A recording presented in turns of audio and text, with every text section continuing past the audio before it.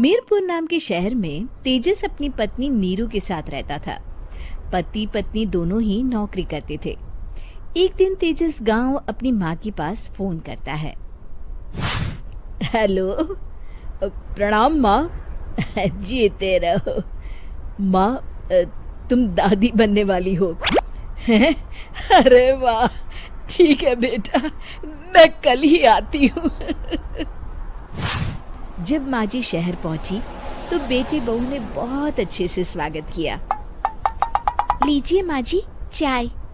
अरे गर्मा गर्म पकोड़े ले आओ माँ के लिए। नीरू रसोई में गई और 2 मिनट में ही पकोड़े ले आई। जी ये लीजिए। बहू जादू से बनाए हैं क्या? अभी तो रसोई में गई थी। यम्मी। माँ जी, शीला रसोई में पकोड़े तल रही है, मैं बस लेकर आई। हे भगवान, मेरा धर्म भ्रष्ट कर दिया तूने। अब तो गंगा जल से शुद्धिकरण करना होगा। दूसरे दिन, माँ जी मैंने नाश्ता बना दिया है, ऑफिस जा रही हूँ। पर अभी तो घर का सारा काम पड़ा है। शीला आती ही होगी, झाड़ू पोछा बर्तन कपड़े वो सब कर लेगी। हमारे जमाने में घर का सारा काम हम ही करते थे। जी माँ जी, आप बहुत होशियार हैं, मैं घर ऑफिस दोनों नहीं संभाल पाती। तो जरूरत क्या है घर से बाहर जाकर चाकरी करने की? वैसे भी घर का काम खुद करने से घर में बरकत आती है, समझी? पर माँ जी। पर वर कुछ नहीं, इस महीने की पगार मिले फिर ऑफिस बंद। हाँ। रात को नीरू तेजस से कहती है, सुनिए जी, माँ जी बोल रही थी कि मैं नौकरी छोड़ दूं। वैसे ठीक ही तो है, अभी तुम्हें आराम की जरूरत है। फिर भी आराम कहाँ, शीला को छुड़ाने के लिए बोल रही थी। तो अब 24 घंटे में इतना काम तो कर ही सकती हो। पर जॉब पसंद है मुझे, घर पर मन नहीं लगेगा।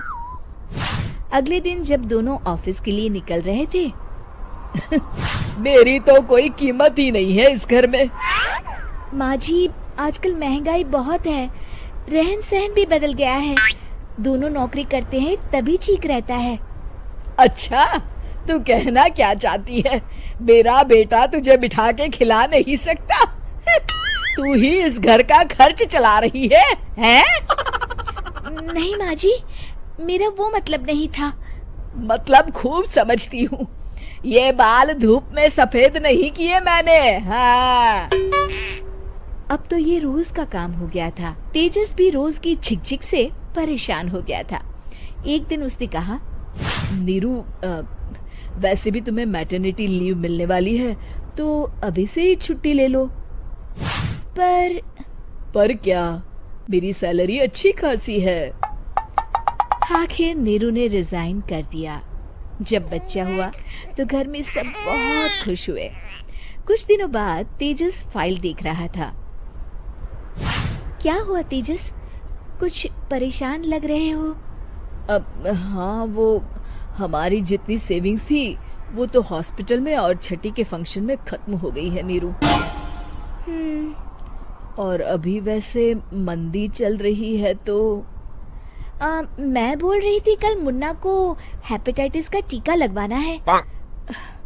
नीरू, क्या पोस्टपोन नहीं कर सकते? नहीं जी, बिल्कुल नहीं। अब तेजस को समझ में आ रहा था कि उससे गलती हुई है। पैसों की कमी का असर घर के माहौल पर भी पड़ रहा था। अगले दिन, बेटा मेरा चश्मा और ये दवाइयाँ ले आना, पर्चा देते हुए माँ जी ने कहा। जी। तेजस, मुन्ना के लिए दूध का डिब्बा और डायपर भी ले आना, और ये किराने के सामान की लिस्ट है, इसे भी लाना है। तेजस गुस्से में लिस्ट मरोड़कर फेंकता है और चिल्लाता है, पैसे क्या पेड़ पर उगते हैं? ये ले आना, वो ले आना।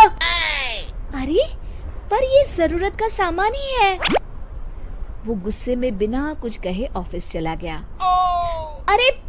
अरे लंच तो ले जाइए। नीरू दौड़कर डिब्बा पकड़ाती है। एक दिन खाना खाने के बाद, नीरू, अब तो मुन्ना कुछ बड़ा हो गया, तो अब तुम वापस ज्वाइन कर लो ना जॉब। पर इस रिसेशन में जॉब मिलना बहुत मुश्किल है। ट्राई तो करो। फिर मुन्ना, माँ जी है ना, और एक फुल टाइम मेड भी लगा लेंगे। पर माँ जी, उन्हें तो पसंद नहीं। तभी माँ जी वहाँ आ जाती है और प्यार से नीरू के सर पर हाथ फेरते हुए बोलती है, अब मेरी समझ में आ गया बहू, पहले के और अब के समय में अंतर है। तुम काम शुरू करो, मुन्ना की जिम्मेदारी मेरी। मेरी प्यारी माँ जी, ये कहकर नीरू उनके गले लग गई। शिक्षा, परिवर्तन संसार का नियम है, हमें भी समय के साथ चलना चाहिए।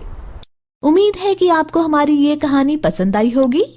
कृपया हमारे चैनल को सब्सक्राइब करें और सभी अपडेट्स के लिए बेल आइकन जरूर क्लिक करें। और हाँ, वीडियो लाइक और शेयर करना मत भूलिएगा।